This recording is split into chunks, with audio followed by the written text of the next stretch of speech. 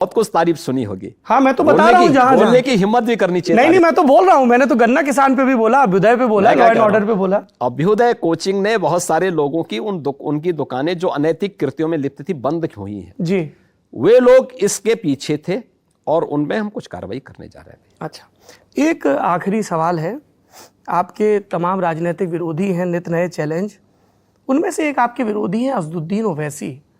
लोग कहते हैं कि ये ओवैसी का समझ में नहीं आता है। अखिलेश यादव सीएम थे तो ओवैसी को यूपी में नहीं आने देते थे, मुख्यमंत्री अब योगी आदित्यनाथ जी हैं तो वो हैदराबाद में तो ललकारते हैं लेकिन यहाँ भी खूब स्वागत करते हैं, क्योंकि उनको लगता है कि ओवैसी जितना सक्रिय होंगे उतना ही भाजपा को फायदा होगा। कभी आपकी ओवैसी से मुलाकात हुई? आप दोनों लोग सांसद रहे हैं। देखिए, सांसद के रूप में या मुख्यमंत्री के रूप में मेरी उनसे कोई व्यक्तिगत मुलाकात नहीं है। कभी नहीं? सांसद के रूप में आमने सामने भले ही मुलाकात हुई होगी, अच्छा, लेकिन कोई इस प्रकार की नहीं। लेकिन एक व्यक्ति को कानून के दायरे में, संवैधानिक दायरे में अपनी बात कहने का पूरा अधिकार है। हाँ, इतना तय है कि कानून को हाथ में लेने की छूट किसी को नहीं देंगे, किसी को नहीं देंगे। एक और नेता है, कांग्रेस के प्रदेश अध्यक्ष हैं अजय लल्लू। लोग कहते हैं योगी आदित्यनाथ ने उनको नेता बना दिया, इतना गिरफ्तार किया कि लोग जानने लगे उनको। क्यों कांग्रेस के नेता नहीं हो सकते क्या? नहीं, ये तो आप बताइए। और क्या अजय लल्लू नेता नहीं हो सकते? आपके पूर्वांचल से ही हैं, पुराने परिचित होंगे। आपको काहे इतनी चिढ़ है कि पूर्वांचल ऐसे है तो नेता नहीं, मुझे पूर्वांचल चिढ़ नहीं, अतिरिक्त प्रेम है। प्रियंका गांधी जी से कभी मिले हैं आप? भाई, इस प्रकार की स्थिति आनी नीचे, उनकी पार्टी उनको नहीं पूछती तो यहाँ बीजेपी में क्या कोई पूछेगा? अच्छा, तो प्रियंका जी से कभी मुलाकात है? नहीं, किस बात के लिए मुलाकात होनी? सार्वजनिक जीवन में कभी? वो कोई सांसद नहीं है, वो विधायक नहीं है, तो नारा दिया उन्होंने, लड़की हूँ, लड़ सकती हूँ और 40% टिकट लड़कियों को देंगे। ये बात है, उनको टिकट उतने टिकटार्थी मिले तो। अच्छा, मायावती जी भी मुख्यमंत्री रही हैं 10 बरस पहले, उनको लेकर कम हमलावर नजर आ रही है भाजपा, क्या मुकाबले में नहीं मानते आप? देखिए, ऐसा नहीं है। बीजेपी अनावश्यक किसी पे हमला भी नहीं करती है, किसी को टारगेट भी नहीं करती है। अगर किसी व्यक्ति फोकस्ड होनी है तो उसमें जिस व्यक्ति के जो चीजें होंगी उसके बारे में तो कोई बोलेगा। मायावती जी ने प्रदेश में मुख्यमंत्री के रूप में कार्य किया, प्रदेश की जनता को पसंद नहीं था, प्रदेश की जनता ने उनको हटा दिया, मामला समाप्त। बहुजन समाजवादी पार्टी एक राजनीतिक दल है, उसको भी चुनाव लड़ने का अधिकार है। समाजवादी पार्टी एक राजनीतिक दल है, उसको चुनाव लड़ने का अधिकार है। कांग्रेस एक राजनीतिक दल है, वो चुनाव लड़ रही है। सभी को अपने अपने मैनिफेस्टो के अनुसार चुनाव लड़ने का अधिकार है, इसमें कहां से भी बात का प्रश्न होता है। मुख्यमंत्री जी, आखिरी चरण, कू ऐप पर नौजवानों ने सवाल पूछे, एक एक लाइन में बस जवाब दे दीजिएगा।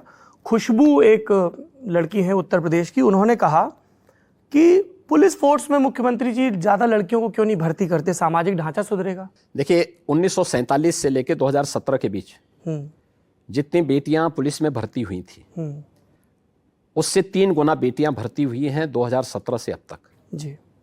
और हमने पर्याप्त प्रतिनिधित्व दिया। आज हमारे ग्राम पंचायत में महिला पुलिस बीट अधिकारी की तैनाती भी कर चुके हैं। विवेक ने सवाल पूछा है कू ऐप पर कि बाकी नेताओं के बारे में बड़ी पर्सनल इंफॉर्मेशन मिलती है, मुख्यमंत्री के निजी जीवन के बारे में जानकारी नहीं मिलती है। फिल्में देखते हैं, गाने सुनते हैं। हमने पिछले ललन टॉप अड्डा में आपसे विन डीजल पे पूछा था, लोगों ने बड़ी रील चलाई। भजन सुनता हूँ। भजन सुनते हैं, तो जैसे कभी आपसे एक्ट्रेस वगैरह मिलने आती हैं, यहाँ शूटिंग बहुत होती है फिल्म बंधु की, तो आपके अधिकारी आपको कुछ ब्रीफ तो देते होंगे ना कि मुख्यमंत्री जी इन्होंने इस फिल्म में काम किया है या कुछ?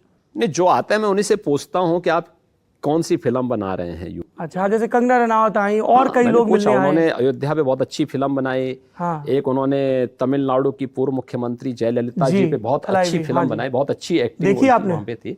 मैं देख नहीं पाया, लेकिन हाँ, मेरी इच्छा है कि चुनाव के बाद फुर्सत मिलेगी तो जरूर देखूंगा। फिल्म देखेंगे। कंगना जी ने बहुत अच्छी एक्टिंग की है और मैंने जो उसका शॉट देखे थे बहुत अच्छे ढंग से उन्होंने अपनी की थी। अच्छा, और वैसे भी वह बहुत बहादुर लेडी है, मजबूती के साथ अपनी बात को कहने की हिम्मत करती है। हाँ, कंट्रोवर्सी में भी खूब रहती है। कंट्रोवर्सी तो हर एक जो अच्छी बात बोलेगा उसको कंट्रोवर्सी में, इस देश का एक तबका ऐसा जो उसको कंट्रोवर्सी में लाने का प्रयास करता है। सरफराज अहमद आपके प्रदेश के नागरिक हैं, उनका सवाल है मुख्यमंत्री जी से कि नोएडा में 50,000 से ज्यादा फ्लैट की परमानेंट रजिस्ट्री अटकी हुई है, मुख्यमंत्री जी बिल्डरों पे और सख्ती क्यों नहीं करते?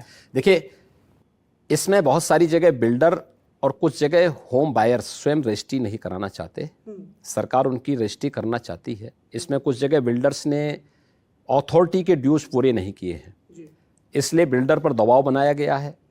कुछ मामले न्यायालय में लंबित पड़े हुए हैं और कुछ में समय मांगा है। तो कुछ आप टास्क फोर्स वगैरह बना के टास्क फोर्स ऑलरेडी काम कर रही है, हमारी काम कर रही है, हमारे मिनिस्टर ने भी वहां कैंप किया, वो सब काम कर रहे हैं। अंकिता ने सवाल पूछा है कि मुख्यमंत्री जी उपलब्धि के तौर पे बताते हैं, और उपलब्धि है भी, कि जो सरकारी विद्यालय हैं उनमें नामांकन बढ़ा है पिछली सरकारों के मुकाबले। तो फिर तो मुख्यमंत्री जी ये भी मानेंगे कि जब ज्यादा स्टूडेंट है तो ज्यादा टीचर्स की जरूरत है। आलोक ने भी यही कहा कि डबल बेंच का ऑर्डर है। 1.5 लाख शिक्षकों की भर्ती हम कर चुके हैं जी, और भर्ती ही नहीं करना, उनकी ट्रेनिंग भी होना है। इसलिए जितने ट्रेनिंग के इंस्टीट्यूट खाली होंगे फिर नई भर्ती की प्रक्रिया आगे बढ़ेगी।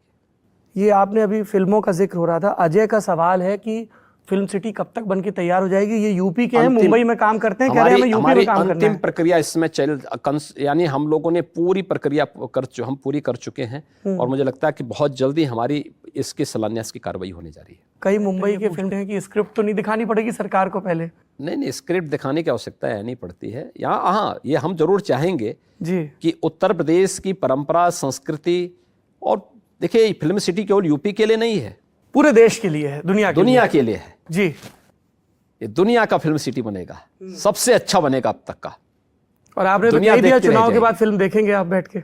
मैंने कहा ना, देखूंगा मैं। कंगना जी की फिल्म तो जरूर देखूंगा, जरूर देखेंगे। और मुझे और भी अयोध्या पे बहुत सारी फिल्में बन रही हैं, हाँ, मुझे लगता है उसको भी मैं जरूर देखूंगा। एक कल्पना का आखिरी सवाल कि फ्रीडम ऑफ स्पीच को लेकर योगी आदित्यनाथ सरकार इतनी आक्रामक रहती है, तुरंत यूएपीए लगा दिया जाता है, रास्को लगा दिया जाता है, और कोर्ट में ज्यादातर मामले टिकते भी नहीं है। हमने फ्रीडम ऑफ स्पीच की स्वतंत्रता सबको दी है जी, लेकिन वह कानून के दायरे में हो, संविधान के दायरे में हो। क्योंकि आपने पोस्टर लगवा दिए थे, फिर हाईकोर्ट की उस पर भी टिप्पणियां आई। वह सार्वजनिक संपत्ति को जो जलाएगा उसके पोस्टर लगेंगे, आगे भी लगाएंगे।